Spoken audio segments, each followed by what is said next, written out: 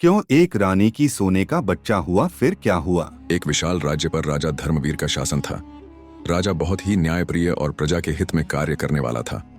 उसके राज्य में हर ओर खुशहाली थी, लेकिन उसके मन में एक गहरी चिंता थी। उसके पास कोई संतान नहीं थी।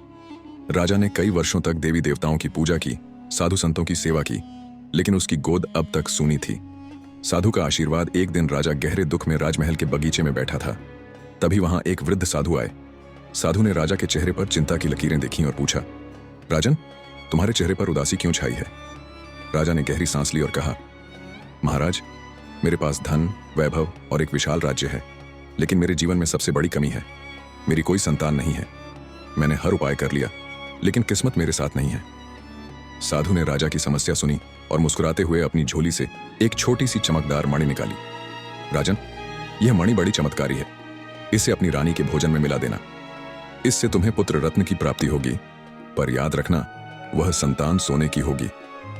राजा आश्चर्य में पड़ गया, लेकिन उसने साधु की बात पर भरोसा किया और मणि को लेकर महल लौट आया। सोने का बच्चा जन्म लेता है।